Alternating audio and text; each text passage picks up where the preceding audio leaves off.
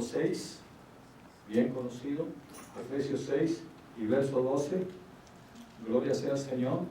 Efesios 6:12, el cual es un texto que todos nosotros conocemos bastante bien y vamos a hablar por ahí. Efesios 6:12, gloria sea al Señor. Está ya en la pantalla, pero espero que todos ustedes también lo tengan en sus Biblias, porque les aseguro que está en la Biblia, se lo garantizo, por si acaso, ¿no? Eso se lo garantizo yo, no tienen ustedes ni que dudar. Yo les garantizo que ese texto está en la Biblia también, en la que ustedes trajeron. Gloria al Señor.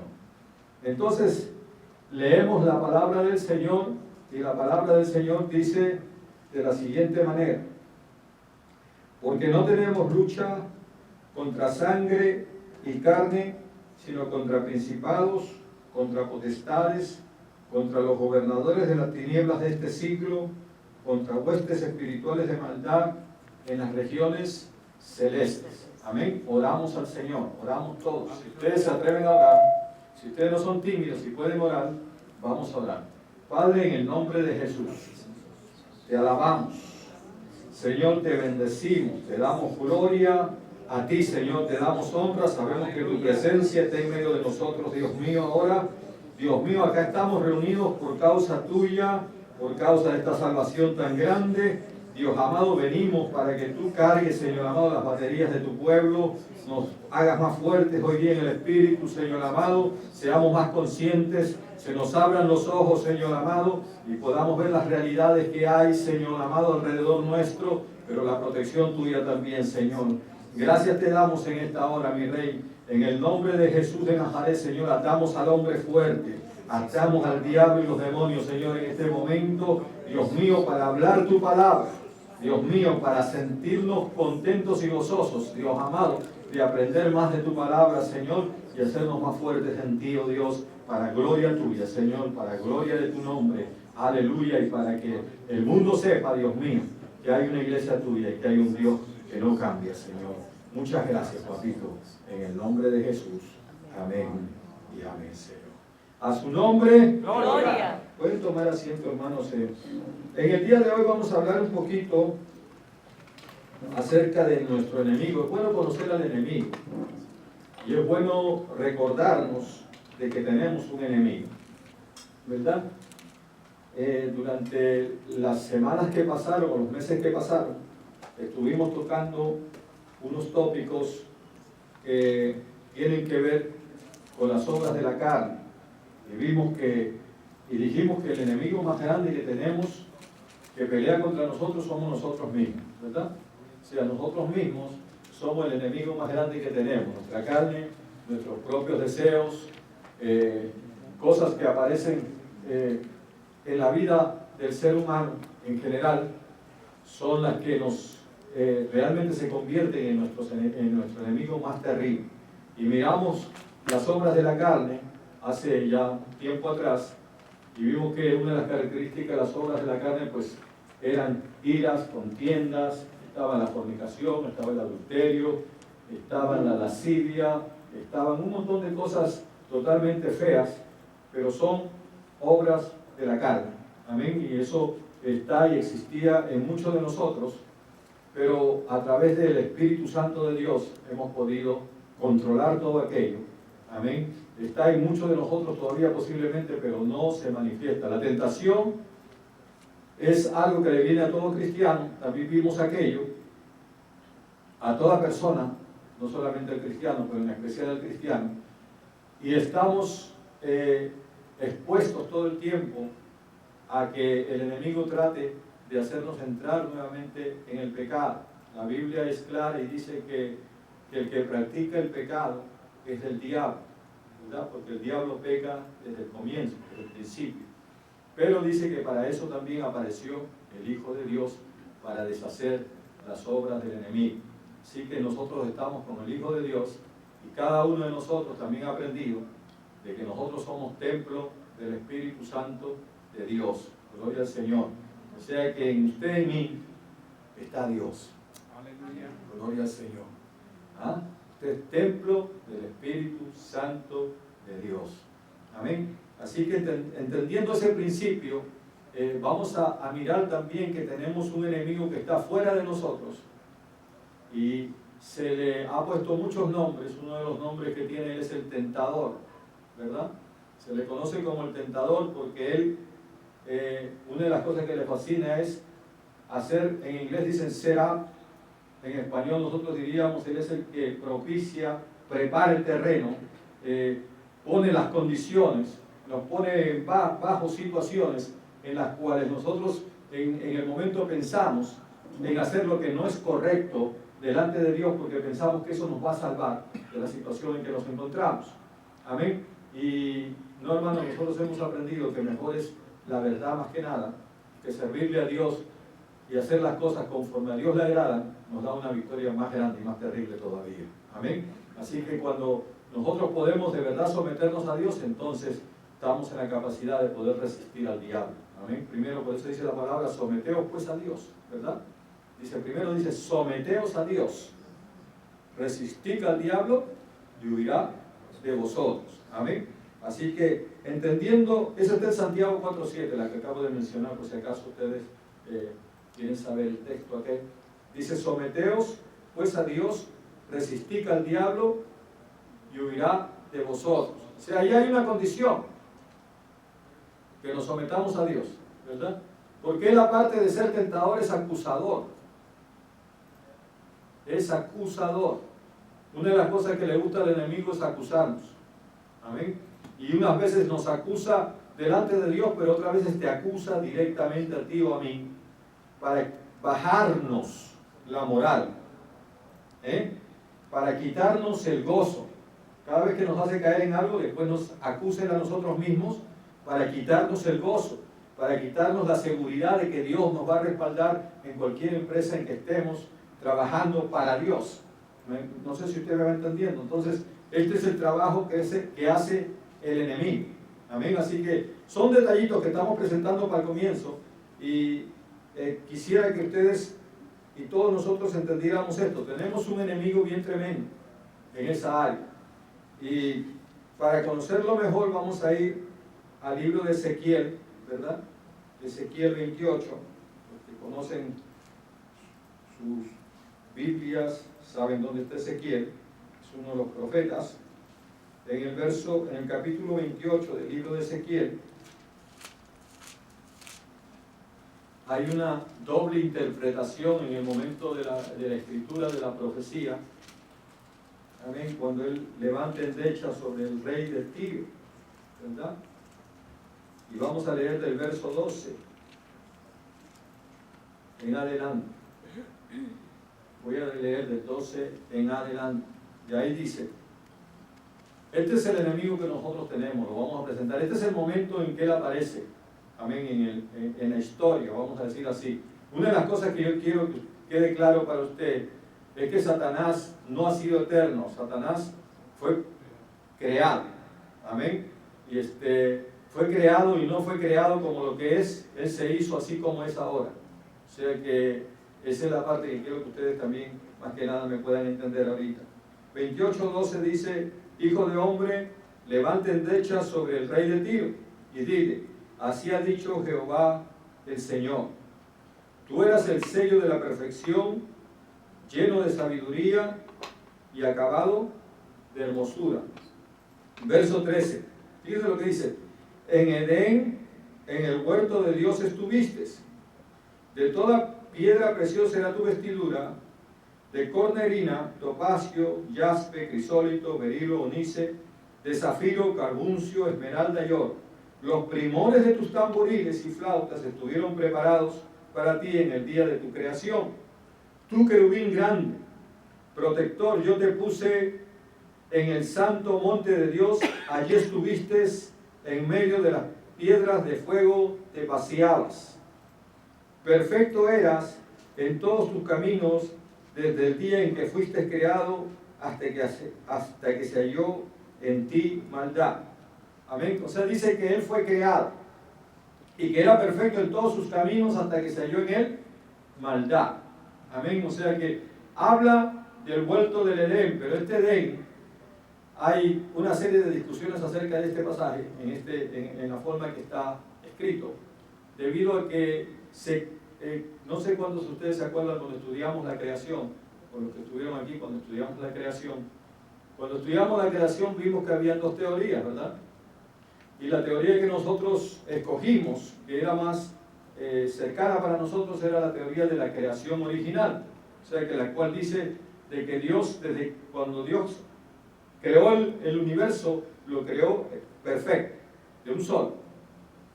Amén. Lo hizo perfecto. Y entonces ahí había también un Edén, y en ese Edén habitaba justamente Luzbel. Amén. Cuando ustedes vean las descripciones y todo, si ustedes examinan todos estos pasajes con cuidado, se van a dar cuenta de lo que estamos hablando. Y si vamos un ratito a Isaías, al libro de Isaías, capítulo 14, capítulo 14 de Isaías, vamos a estar en Isaías 14, amén. Si leemos Isaías 14, en el verso 12 también dice: ¿Cómo caíste del cielo, lucero, hijo de la mañana? Cortado fuiste por tierra, tú que debilitabas a las naciones, tú que decías en tu corazón: subiré al cielo, en lo alto junto a las estrellas de Dios, levantaré mi trono, y en el monte del testimonio me sentaré a los lados del norte. Sobre las alturas de las nubes subiré y seré semejante al Altísimo. O sea, el pecado de Satanás, la falta más grande de Satanás fue que él quiso ser semejante a Dios. No se conformó con lo que él era, sino él quiso llegar a ser igual a Dios. Amén. O sea, ahora, Satanás, que cuando fue creado se llamaba Luzbel, ángel de luz, él ocupaba uno de las principales, era un querubín, por lo que ustedes han leído bien, ¿verdad? En el libro de Ezequiel ustedes ven que era un querubín. Era un querubín. Y si ustedes observan, cuando ustedes observen en su lectura, observen bien, cuando Dios le mandó a Moisés que hiciera una réplica de lo que es el tabernáculo, que hiciera el lugar santo, y cuando en donde tenía el propiciatorio, dice que le mandó a Moisés que hiciera dos ángeles, dos querubines, que tenían las alas extendidas y eran los ángeles cubridores. No sé si ustedes se acuerdan de ese pasaje. Cuando ustedes y yo leemos en Ezequiel 28, leemos el pasaje donde dice, verso 14, tú querubín grande, protector. Amén. Era un querubín protector, era uno de los querubines que estaba eran solamente dos querubines los que estaban encima del propiciatorio, que tipificaba el lugar donde Dios se manifestaba y donde la gloria de Dios estaba. Ahora, cuando usted va al libro de los Hebreos, en el libro de los Hebreos va a encontrar de que todo el tabernáculo que Dios le mandó hacer a Moisés no era otra cosa sino que una copia de lo que existía realmente en el cielo. Amén. ¿Y qué era lo que había dentro del propiciatorio? En el propiciatorio donde estaban los querubines, dentro de él, dice que estaban los 10 mandamientos. ¿Verdad que sí? Los 10 mandamientos. Ahora, acuérdense de esto, si es una copia de lo que había o de lo que hay en el cielo, no sé si usted me va entendiendo hasta aquí, si lo que Moisés tuvo que hacer, y habían dos ángeles encima del propiciatorio, quiere decir que en el cielo también había un lugar específico donde también estaban dos ángeles reales, y uno de esos ángeles era Luzbel. Amén. Y dentro de aquel lugar que ellos cubrían, nos imaginamos que tenía que estar, ¿qué? La voluntad, la ley de Dios. Ahí estaba, ¿verdad? Y eso era lo que ellos estaban cubriendo, porque es lo mismo que le mandó hacer a Moisés. Ahora, entonces, mucha gente dice que antes, que no había ley. Hermano, cuando José, no sé si ustedes se acuerdan de José, aquel que leyó los sueños de Faraón y le interpretó los sueños a Faraón. Aquel, cuando fue tentado por la mujer aquella y no cayó, él dijo que no quería faltarle a Dios. Amén. Y todavía en ese tiempo no había ley. Si usted se da cuenta bien de eso. Cuando Dios llamó a Abraham, y Abraham tuvo que rescatar a Lot. Le estoy dando pasajes que para que ustedes sean, si ustedes leen Biblia, ustedes se van a encontrar. Si no leen, van a aprender más tarde. Es esto. En el tiempo de Abraham, dice que vinieron unos reyes y le hicieron guerra a Sodoma y a Gomorra, y vencieron a Sodoma y Gomorra, y se llevaron a la gente de Sodoma y Gomorra, y entre la gente que se llevaron también a Lot y su familia. Y una de las personas que estaban allá se escapó y llegó donde Abraham y le contó a Abraham lo que estaba sucediendo. Y entonces Abraham dice que tenía como 300 y pico de criados ahí en su casa, y los armó a todos y salió a perseguir a estos reyes que se habían robado a su pariente Lot y a toda la gente de Sodoma y Gomorra muchas propiedades, y fue y Dios le dio la victoria. Cuando él regresó de allá, dice que se le apareció ¿quién? Melquisedec, el rey de Salem. Amén. Y dice que Abraham le dio los diezmos a Melquisedec, pero todavía no había ley. ¿Ah? ¿Dónde sabía Abraham todas estas cosas? ¿De dónde José entendía lo que era el adulterio? Porque hasta cierto punto dice que la ley fue dada para que a través de la ley el hombre conociera el pecado, ¿verdad? Porque pecado es transgresión de la ley de Dios. Amén. O sea que el tabernáculo en sí es una réplica de lo que hay allá en los cielos. Gloria al Señor. Entonces, el enemigo estaba en esa posición. El enemigo estaba en una posición bien alta, pero no se conformó con aquello y quiso ocupar el lugar de Dios. Y eso fue lo que lo arrojó. Entonces, en deducciones, se entiende que como él estuvo en ese Edén y vivió en ese lugar, más adelante Dios tuvo que, vamos a decir así, después de la desobediencia de Satanás, dice que la ira de Dios vino de tal forma que la tierra quedó en la forma que nosotros la encontramos en Génesis capítulo 1 y verso 2, donde dice que la tierra estaba desordenada y vacía. Me dan 2 segundos, voy a amarrarme los zapatos porque me paré mi pasador y no me quiero caer.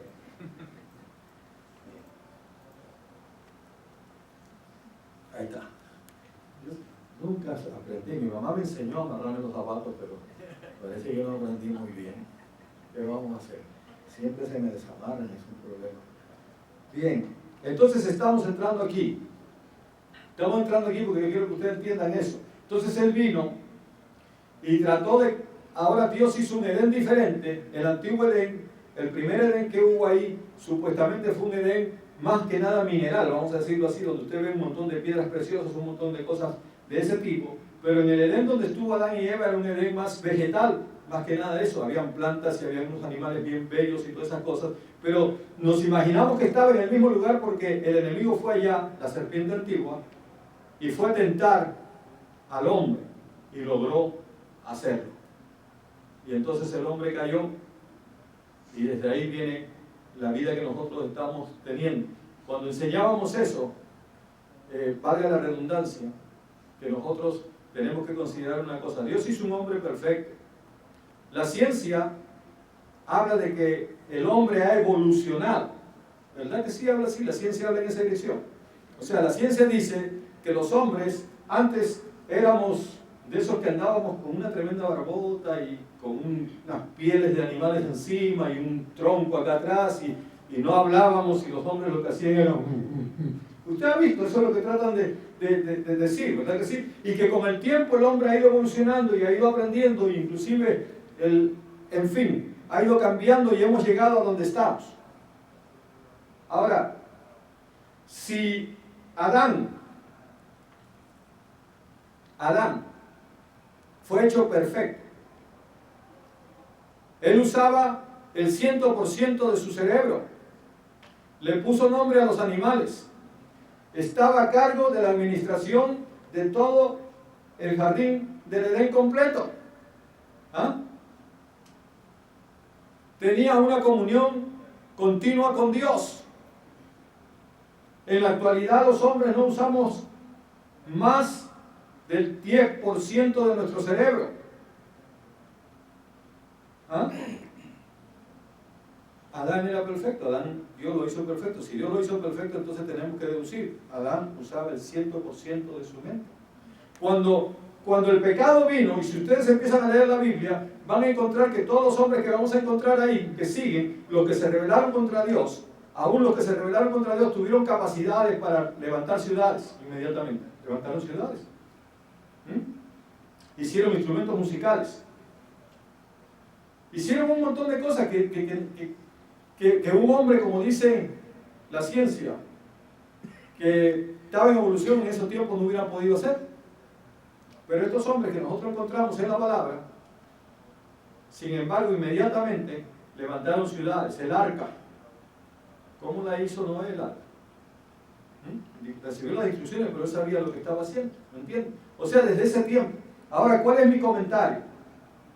Hay un dicho que nosotros decimos muy seguido, y esta es una tremenda realidad. Nosotros decimos que el diablo sabe más por viejo que por diablo.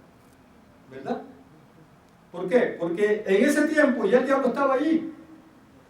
Él conoció esas generaciones. Y generación tras generación, tras generación, tras generación, de esos miles de años atrás hasta la fecha de hoy, Satanás y los demonios han observado a la humanidad en toda su evolución, vamos a decir así, que ha tenido, en los cambios que han habido dentro de la humanidad. Él conoce perfectamente las debilidades del hombre. Ellos las conocen bien. Ellos trabajan contra nosotros. Ellos saben cómo nosotros los hombres actuamos. Porque generación tras generación se ha venido repitiendo la misma cosa. Lo único que el hombre ha ido cambiando en cosas. Nosotros hoy día pensamos que porque hemos inventado un montón de cosas somos unos genios. El hombre dice, wow, nos pasamos, llegamos a la luna, tenemos el internet, nos podemos comunicar con el mundo entero. La Biblia dice en el libro de Apocalipsis que cuando el anticristo termine con los 2 testigos, dice que el mundo entero los va a ver. Ahí dice la Biblia. Dice, y el mundo entero los verá. Dios sabía que ahí vamos a llegar a este tiempo. El libro de Daniel dice que en los postreros días la ciencia iba a adelantar tremendamente. Estamos en los postreros días, por eso la ciencia está adelantando como está adelantando. ¿Ah? Pablo le dijo a Timoteo, cuídate de la mal llamada ciencia por la cual muchos ya se han apartado. O sea, la ciencia es una cosa que va en contra generalmente de la verdad de Dios. ¿Por qué? Porque la ciencia todo necesita probar. Amén. Y lo que Dios hace es algo sobrenatural. La ciencia no puede probar que Dios está en nosotros. Pero pueden verlo. Si quieren verlo, si nos quieren conocer, se van a dar cuenta que realmente Dios obra en medio de su pueblo. Es decir, esa es la situación que hay para nosotros. ¿Por qué le estoy hablando esto? Porque en el texto que leímos inicial, vamos a regresar allá, vamos a Efesios capítulo 6, varón. Efesios capítulo 6. Les estoy hablando todo esto porque en estos postreros días, uno de los problemas más grandes es la fe. Y nosotros, la iglesia, tenemos que tener verdaderamente fe. Tenemos que tener devoción a Dios. O sea, no podemos venir a la iglesia, este lugar no es un show, este lugar es un lugar donde venimos a adorar y a bendecir el nombre del Señor. Este sitio es un lugar donde nosotros venimos porque sabemos que nos vamos a juntar con otras personas que también creemos en el mismo Dios y le servimos al mismo Dios juntos y lo venimos a adorar juntos. Y aleluya, y queremos juntos, gloria sea al Señor, celebrar la victoria de Cristo en la cruz del Calvario, porque por esa victoria nosotros somos libres realmente del pecado. Amén. O sea, el pecado puede estar ahí, cualquiera de nosotros puede fallar en algo, pero la sangre de Cristo, el arrepentimiento, están ahí para limpiarnos nuevamente y hacernos actos. Gloria sea al Señor, para poder estar en la presencia del Señor. Amén. Dice que el que practica el pecado es del diablo. El que practica el pecado quiere decir que el que ya se dedica al pecado, pero el cristiano tratamos de vivir de la mejor manera delante de Dios y agradar a Dios en todos nuestros caminos. Eso es lo que tratamos de hacer. Como hombres débiles, como hombres imperfectos que somos, podemos fallar en algo. Puede haber un momento alguien de aquí tiene un problema por allá, aún en las casas. esposos y esposas que a veces se enojan unos con el otro y se dicen 2 o 3 cositas, ¿verdad? Y tienen por ahí y salen unas cosas que no tienen que salir. Y entonces eso no le agrada a Dios. ¿Verdad? Estamos haciendo algo mal. Pero para eso está el arrepentimiento, ¿verdad? Y no fue eso que lo hicimos a propósito, sino que las circunstancias, el enemigo trabajando por aquí, a veces no lo velamos, entonces él trata de ganarnos terreno.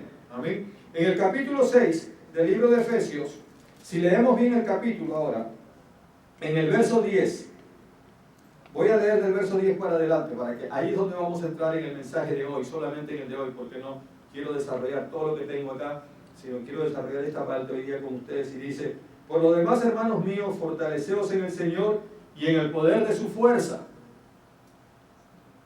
Una cosa que la iglesia tiene que hacer: fortalecerse en el Señor. Hermanos, sigamos fortaleciéndonos en el Señor. Amén. Y en el poder de su fuerza. Hay poder en la fuerza de Dios, hermano. Hay poder. Poder quiere decir que en Dios todo es posible. Cuando nosotros vamos creciendo y nos vamos sometiendo a Dios y vamos creciendo en Él en fe, entonces hay poder. Hay poder en la iglesia. Hay autoridad en la iglesia, hermano. Tenemos que entender aquello. Verso 11 dice: vestíos de toda la armadura de Dios para que podáis estar firmes contra las acechanzas ¿de quién? Del diablo. O sea, tenemos que estar vestidos de la coraza, de la armadura de Dios. Tenemos que estar vestidos de Dios, en otras palabras. Tenemos que tener una vestidura, aleluya, en la cual el enemigo nos reconozca donde quiera que vamos. Que haga como cuando Pablo y los hijos de ese tal Exebas, que trataron de echar fuera demonios, porque habían visto a Pablo que echaba fuera demonios en el nombre de Jesús. Ellos también quisieron echar fuera demonios, y los demonios, ¿qué le dijeron? Bueno, nosotros a Jesucristo lo conocemos y a Pablo sabemos quién es Pablo, pero ustedes ¿quiénes son? Los demonios se lo dijeron, y dice que los persiguieron y les dieron una asustada tan tremenda que aquellos, los hijos de Exeba, por querer hacer las cosas, porque hermano, para hacer las cosas de Dios, la vida espiritual es espiritual. Para que usted use las armas que Dios nos ha dado espirituales, tenemos que vivir espiritualmente. Tenemos que haber comenzado por el recibir a Cristo como Señor y Salvador personal de nuestra vida, y tenemos que alimentar el espíritu continuamente, hermano. Aleluya. Fíjense, Satanás es tan terrible que antes que el Señor comenzara su ministerio fue a tentar al Señor, ¿verdad que sí? Lo tentó. Vamos a ir un ratito donde lo tentaron al Señor. ¿Dónde está? En el capítulo 4 de Lucas. Yo creo que lo apunté por algún sitio, pero no sé dónde lo puse. Amén. Vamos ahí. Lucas capítulo 4, si no me equivoco. Ahí estoy. Gloria al Señor. Vamos, dice verso 1: Jesús, lleno del Espíritu Santo, volvió del Jordán y fue llevado por el Espíritu al desierto. Por 40 días era tentado por el diablo, y no comió nada en aquellos días pasados, los cuales tuvo hambre. Entonces cuando tuvo hambre, el diablo le dijo: si eres hijo de Dios, di a esta piedra que se convierte en pan. Fíjense, ahí hay una cosa tremenda. El diablo es el tentador, y le dijo a Dios, al Señor Jesucristo que estaba ahí, al hombre, le dice: si eres hijo de Dios, di a estas piedras que se conviertan en pan. Que se conviertan en pan las piedras. Si es que eres hijo de Dios, ¿verdad? Hermano, nosotros no le tenemos que demostrar a nadie que somos hijos de Dios. Amén. Eso es para comenzar. Si usted es hijo de Dios, usted es hijo de Dios. El Espíritu da testimonio a nuestro espíritu de que somos hijos de Dios. Si usted sabe que es hijo de Dios, usted es hijo de Dios. Amén. Usted no tiene que hacer señales y milagros ni nada de esas cosas para ser un hijo de Dios. Usted simplemente tiene que vivir bajo las reglas de Dios, porque usted está bajo el techo de la casa de Dios, porque usted es un hijo de Dios, y cuando usted es hijo de Dios, tiene que vivir bajo las reglas de Dios. Amén. Eso es lo que tenemos que entender. Entonces, el Señor Jesucristo le contestó: escrito está,